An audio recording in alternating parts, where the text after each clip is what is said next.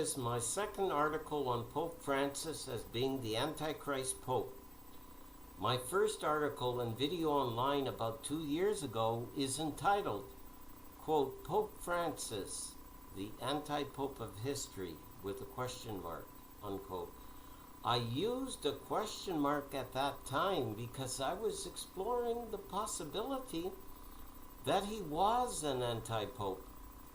But now I'm definitely sure that he is. I feel that it is my duty as a Catholic to warn the whole world that Francis is an invalid pope, that Benedict was forced out against his will, even though he protests that he did this, quote, in full freedom, unquote. Yet the fact remains that there is ample proof of his ouster. Archbishop Luigi Negri, who is now retired, of the Archdiocese of Ferrara Camacho, a friend of Pope Benedict, who has visited him several times since his resignation in February 2013, claims that Benedict resigned under, quote, extreme pressure, unquote. There is a group of bishops and cardinals that have been meeting secretly since 1996 in the small cathedral town of St. Gallen, Switzerland, to oppose the election of Cardinal Ratzinger to the papacy and to throw its support behind Cardinal Jorge Bergoglio, who wished to, quote, modernize, unquote, the church, just as they did. By modernize, they meant to change the church teaching on such things as abortion and homosexuality, to allow Holy Communion administered to couples after divorce and remarriage outside the church, etc. The first two are both sins, crying to heaven for vengeance, and condemned by the church for 2,000 years. Some of the members were cardinals, Carlo Maria Martini and Achille Silvestrini from Italy, Walter Kasper, and Karl Lehmann from Germany, Cardinal Godfrey Daniels from Belgium, and the Dutch Cardinal Adriaan van Leeuwen, as well as Basil Hume from England. Cardinal Godfrey Daniels says they openly call themselves, quote, the Mafia, unquote, and are proud of that name. Here are just a few of the most outrageous errors and heretical sayings of, quote, Pope, unquote, Francis.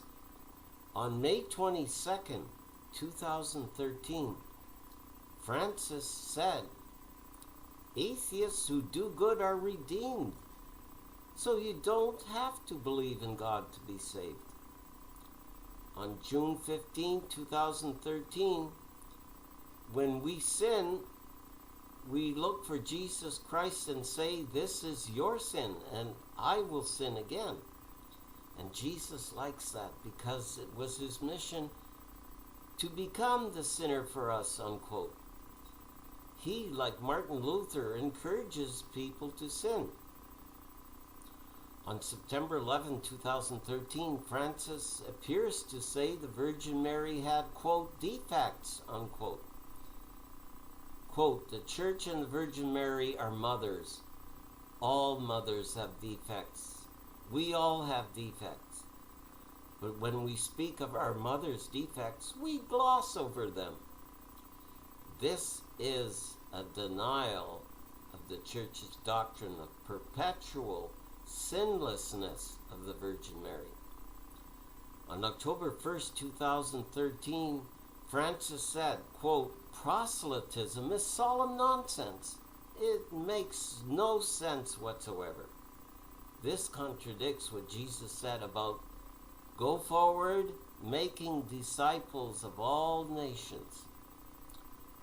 On the same date, he said, the most serious of the evils that afflict the world these days are youth unemployment and the loneliness of the old.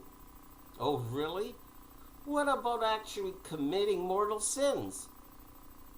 Yeah, try that for Pope Francis. On November 24, 2013, Francis said about Muslims, we must never forget that they profess to hold the faith of Abraham, and together with us they adore the one merciful God who will judge humanity on the last day. This is taken from the Vatican site. The Catholic Church considers the Muslim faith as a false religion. On October 27th, 2014, Francis said, evolution, the Big Bang Theory are real, saying God is not a divine being or a magician, but the creator who brought everything to life. Evolution in nature is not inconsistent with the notion of creation, because evolution requires the creation of beings that evolve. Oh, by the way, evolution is condemned by the Church. Mankind was immediately created by God from the dust of the earth. On March 15, 2015, Francis, when asked what happens to the soul that is lost, will it be punished? Replied, quote, there is no punishment, but the annihilation of that soul. All the others will participate in the beatitude of living in the presence of the Father. The souls that are annihilated will not take part in that banquet. With the death of the body, their journey is finished, unquote. This is a formal denial of the everlasting fires of hell as eternal punishment for damned souls. I could go on with all his errors and heretical statements, but that should give you a general idea that he certainly is not a Catholic. I have been meaning to do another video and article for months now, but I have not had the time to do so, nor a direct sign from heaven to do it. For the last several days, I have been asking God for a direct sign from heaven if I am called to do this. Well, I believe I got my sign today. An acquaintance that I speak with regularly on Sundays after the Latin Mass, when we gather for coffee and snacks, presented me with a medal of St. Francis, along with a prayer to him, which he obtained directly from the Basilica of St. Francis in Assisi. He said to me that being my name is Frank, the modern equivalent of Francis, as in St. Francis, he felt that I should have the medal. The other gentleman sharing our conversation piped up, yeah, like Pope Francis. That's when I explained that Pope Francis is not a pope, but an anti-pope. It is at that moment that I realized God was giving me the direct sign that I had been asking for. It was like a confirmation of his anti-pope prophecy.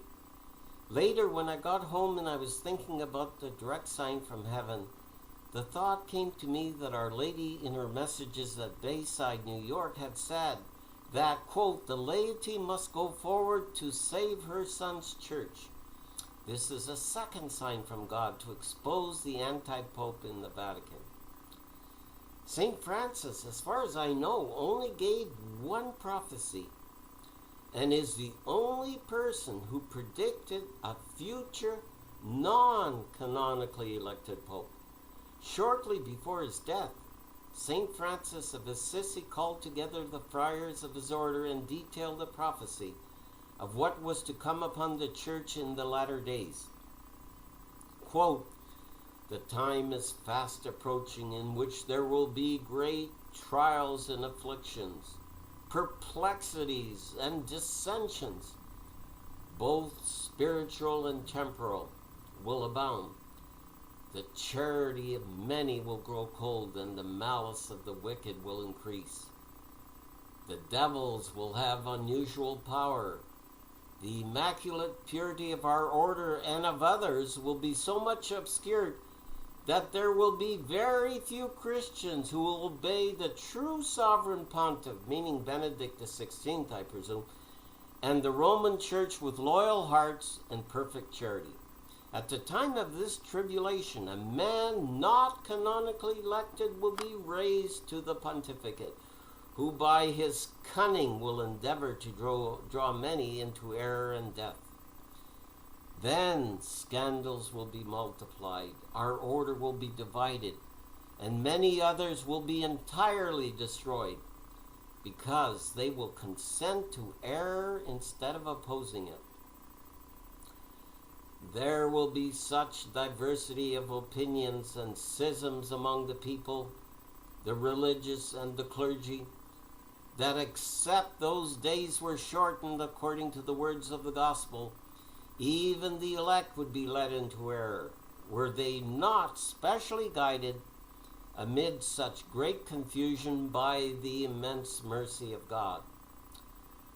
Then our rule and manner of life will be violently opposed by some, and terrible trials will come upon us. Those who are found faithful will receive the crown of life, but woe to those who, trusting solely in their order, shall fall into tepidity, for they will not be able to support the temptations permitted for the proving of the elect. Those who persevere in their fervor and adhere to virtue with love and zeal for the truth will suffer injuries and persecutions as rebels and schismatics, for their persecutors, urged on by the evil spirits, will say they are rendering a great service to God by destroying such, quote, pestilent men, unquote, from the face of the earth. But the Lord will be the refuge of the afflicted and will save all who trust in him.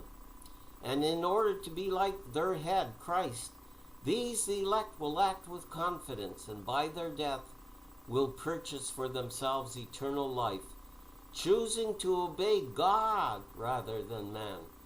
They will fear nothing, and they will prefer to perish rather than consent to falsehood and perfidy. Some preachers will keep silence about the truth, and others will trample it underfoot and deny it.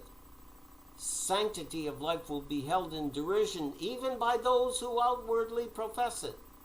For in those days Jesus Christ will send them not a true pastor, but a destroyer. I went on to tell them that Benedict XVI is still the one true pope. The reason being that his life was threatened by a clique of cardinals and bishops about a year before his resignation. I remember reading in the newspapers that Carlo Paolo Romeo, the Archbishop of Palermo, visiting China at the time, claimed there was a plot in the Vatican to kill him. He was given at most a year to live, according to the Cardinal. Apparently, this warning was delivered by Cardinal Castrillon Hoyos, prefect of the Congregation for the Clergy, to Pope Benedict and to his secretary, Archbishop George Ganswein, in a letter written in German to keep others from knowing about the threat. Now, I would like you to know how an anti-pope, Francis in this case, was announced in Our Lady's Messages and Apparitions to the seer Veronica Lucan from 1970 to 1994 at Bayside, a subdivision of Queens, one of the 5 boroughs of the city of New York. The plot by the liberal cardinals to place an anti-pope on the seat of Peter was one of the main themes of the Virgin Mary's messages. I would like to give you some of the quotes from these messages as early as 1972. One here given by St. Thomas Aquinas, who appeared to Veronica the seer at the vigil. On August 21st, 1972, St. Thomas said, quote, "Unless you listen now to my words of caution, you will fall into the trap that is being set for you.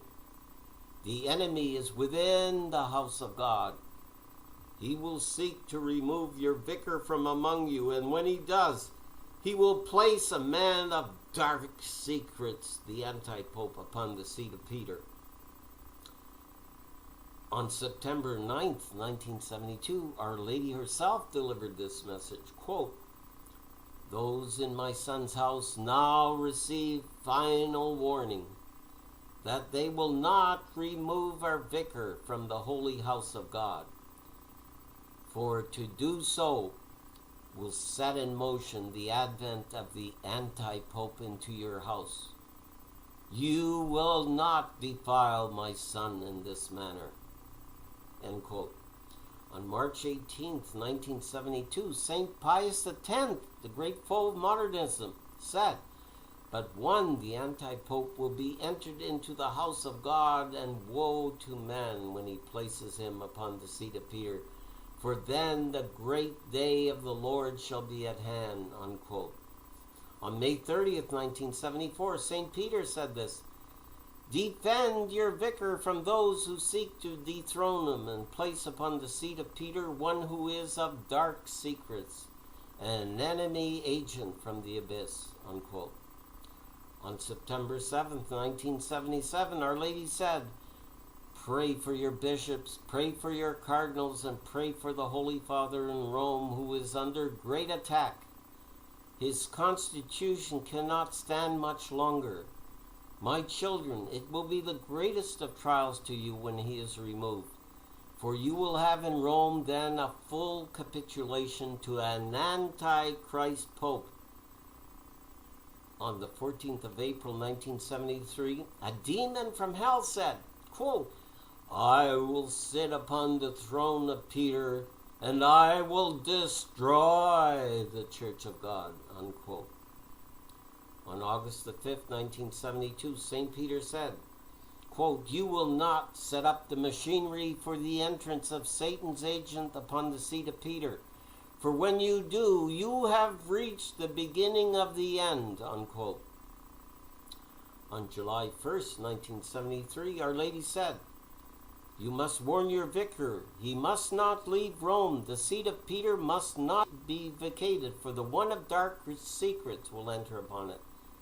There is a plan for the removal of your vicar. He must not leave Rome."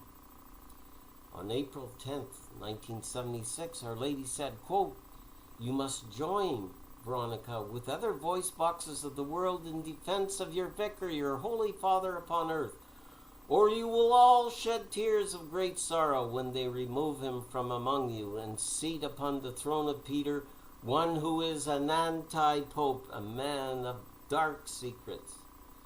On June 18th, 1978, Our Lady said, quote, "Lucifer and his agents now are working with great diligence and are most successful at this moment in their striving to topple the seat of Peter and to place in Rome a pope that is the anti-pope of history." Unquote. On August 19th, 1978, Our Lady said, quote, "I hear my children. Voice is asking in supplication, and who shall be seated upon the throne of Peter? At the present time, my children, I give you this counsel, that an anti-pope is being deliberated upon." Unquote. Our Lady on the coming anti-pope as one possessed by the devil, quote, "He will be covered as a sheep with robes of purity, but look into his heart, my child." Unquote. Veronica, "Oh, I see a horrible, black-looking, ugly thing that was down there in the pit. It's inside of this man, who outside he looks holy and human, but he's actually one of those things. He's actually a creature of hell." This on April 13th, 1974. Well, that is enough proof for now. What I want to do now is to invite others who are interested in joining me to, quote, "form a battering ram to break open the doors of the Vatican," figuratively speaking, and denounce this total fraud masquerading as a pope removed from the seat of Peter. We must pressure the high clergy to call a council, to do what has to be done to correct this dire state of affairs in the Church in Rome. Benedict XVI's resignation is invalid. He needs to be supported and helped to return to his position of Vicar of the Supreme Catholic Church.